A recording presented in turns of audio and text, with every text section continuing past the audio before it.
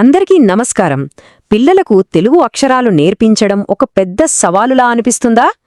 ఈరోజు నేర్పిన అక్షరం రేపటికి వాళ్లు మర్చిపోతున్నారని బాధగా ఉందా? అయితే ఆ కష్టాన్ని ఒక సరదా ఆటగా ఎలా మార్చేయొచ్చో ఈరోజు మనం మాట్లాడుకుందాం. ఇది చాలామంది పేరెంట్స్ ఫేస్ చేసే ప్రాబ్లం కదా. ఈరోజు ఒక అక్షరం నేర్పిస్తాం, భలే చెప్పారని మురిసిపోతాం, కాని మరుసటి రోజే అడిగితే గుర్తుండదు. దీంతో చాలామంది కంగారు పడిపోతూ ఉంటారు. కాని అసలు సమస్య ఎక్కడుంది? ఇక్కడే ఉంది అసలు పాయింట్. సమస్య పిల్లల జ్ఞాపకశక్తిలో లేనేలేదు. నిజానికి పిల్లల బ్రెయిన్ చాలా షార్ప్గా ఉంటుంది. వాళ్లు మర్చిపోవడానికి ఒకే ఒక్క కారణం, సరదాగా ఇంట్రెస్టింగ్గా రివిజన్ జరగకపోవడమే. చదువుని ఒక పనిలా కాకుండా ఆటలా మార్చినప్పుడు అద్భుతాలు జరుగుతాయి, చూడండి.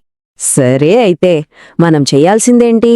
సింపుల్, మన ఆలోచన విధానాన్ని మార్చుకోవాలి.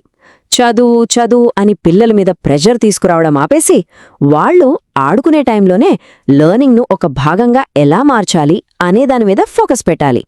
ఈ చిన్న షిఫ్ట్ చాలా ముఖ్యం. చూడండి, ఈ రెండింటి మధ్య తేడా ఎంత క్లియర్గా ఉందో. పాత పద్ధతిలో కంటిన్యూగా చదువు అని ఒత్తిడి చేస్తే పిల్లలకి బోర్ కొట్టేస్తుంది. కానీ ఈ కొత్త పద్ధతిలో వాళ్ళకి తెలియకుండానే రివిజన్ అయిపోతుంది. లెర్నింగ్ అనేది ఒక ఫన్ యాక్టివిటీలా అనిపిస్తుంది. ఇదే మనకు కావాల్సిన మ్యాజిక్. సరే, మరి దీనికి సొల్యూషన్ ఏంటి అంటారా? ఇక్కడే వస్తున్నాయి మన 5 పవర్ఫుల్ టిప్స్. ఇవన్నీ ఆటల రూపంలోనే ఉంటాయి. వీటిని మీ డైలీ రొటీన్లో చాలా ఈజీగా చేర్చేయొచ్చు. ఇవి పిల్లలకు నేర్చుకోవడాన్ని చాలా తేలికగా, ఆనందంగా మార్చేస్తాయి. ఓకే, ఆ 5 చిట్కాలేంటో ఒక్కసారి చూసేద్దాం. 1. కళ్ల ముందు ఉంచడం. 2. గాలిలో రాయడం. 3. అక్షరవేట. 4. నిద్రపోయే ముందు మ్యాజిక్. ఇక 5వది, అన్నింటికన్నా ముఖ్యమైనది, చిన్న ప్రశంస. సరే, మరి ఒక్కోదాని గురించి వివరంగా చూద్దాం. మొదటి చిట్కా చాలా సింపుల్ అండ్ ఎఫెక్టివ్.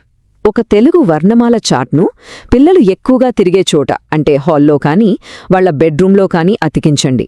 ఎందుకంటే మనం రోజూ చూసే విషయాల్ని అంత ఈజీగా మర్చిపోం కదా. ఆ చార్ట్ను అలా రోజూ చూస్తూ ఉండటం వల్ల అక్షరాలు వాళ్ల మనసులో నాటుకుపోతాయి. అంతే. సరే, ఫస్ట్ టిప్ అది. మరి నెక్స్ట్ 2, 3 టిప్స్ ఏంటో చూద్దామా? ఇది 2 చదువును ఒక సరదా ఆటగా మార్చేసేవే. ఎప్పుడూ పెన్ను పేపర్తో రాయి రాయి అంటే బోర్ కొడుతుంది. దానికి బదులుగా ఈ గేమ్స్ వాళ్ళని యాక్టివ్గా ఇన్వాల్వ్ అయ్యేలా చేస్తాయి. 2వ చిట్కా, గాలిలో రాయడం. నిజమే కదా, పిల్లల్ని పదే పదే రాయ్ రాయ్ అంటే ఎవరికైనా బోర్ కొడుతుంది. దానికి బదులుగా పద మనం గాలితో ఆడుకుందాం, గాలిలో ఆ అక్షరం రాయ్ చూద్దాం అని చెప్పండి. ముఖ్యంగా వాళ్లకి ఏ అక్షరాలు కష్టంగా అనిపిస్తాయో వాటినిలా గాలిలో రాయించడం వల్ల చాలా సరదాగా నేర్చుకుంటారు. ఇక 3వది, అక్షరవేట. ఇది పిల్లలకి భలే నచ్చుతుంది. ఒక పాత న్యూస్ పేపర్ ఇచ్చి అందులో ఒక లెటర్, ఫర్ ఎగ్జాంపుల్ క, ఎక్కడుందో వెతకమని చెప్పండి. దాన్ని కనిపెట్టాక వాళ్లకిష్టమైన కలర్తో దాన్ని రంగు వేయమనండి. ఈ గేమ్ వాళ్ల కాన్సంట్రేషన్, మెమరీని పెంచుతుంది. ఇది పనిలా కాకుండా ఒక ట్రెజర్ హంట్లా ఉంటుంది. ఇప్పుడు మనం చివరి 2 చాలా ఇంపార్టెంట్ చిట్కాల దగ్గరికి వచ్చేసాం. 1, గుర్తుంచుకోవడానికి బెస్ట్ టైం ఏంటి అనే దాని గురించి. ఇంకొకటి, ఈ చిట్కాలన్నీ వర్కౌట్ అవ్వడానికి కావాల్సిన సీక్రెట్ ఇంగ్రీడియంట్ గురించి. 4వ చిట్కా, బెడ్ టైం మ్యాజిక్. సైన్స్ ప్రకారం మనం నిద్రపోవడానికి జస్ట్ ఒక 5 నిమిషాల ముందు నేర్చుకున్నది బ్రెయిన్లో బాగా రిజిస్టర్ అవుతుంది. ఆ టైంలో వాళ్ళని సరదాగా అమ్ములో ఫస్ట్ లెటర్ ఏంటి, లేదంటే పడవలో 3వ అక్షరం ఏంటి లాంటి చిన్న చిన్న ప్రశ్నలు అడగండి.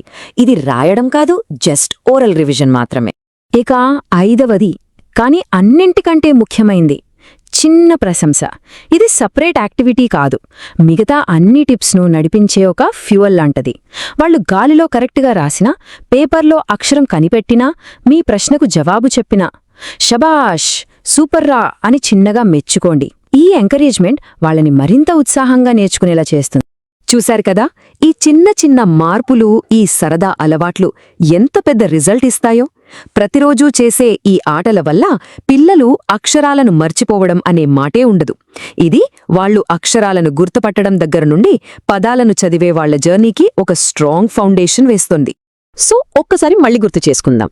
ఆ 5 పవర్ఫుల్ టిప్స్: వర్ణమాల చార్ట్ను కళ్ల ముందుంచడం, గాలిలో రాయించడం, న్యూస్ పేపర్తో అక్షరవేట ఆడించడం, నిద్రపోయే ముందు చిన్న చిన్న ప్రశ్నలు అడగడం, ఇంకా ప్రతి చిన్న ప్రయత్నాన్ని మెచ్చుకోవడం.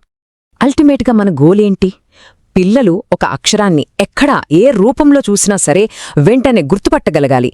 ఆ స్కిల్ వచ్చిందంటే చాలు, వాళ్ళు ఏ క్లాస్కి వెళ్లినా పదాలను ఈజీగా, ఫ్లూయెంట్గా చదవగలుగుతారు. ఈ ఆటల అంతిమ లక్ష్యం కూడా అదే.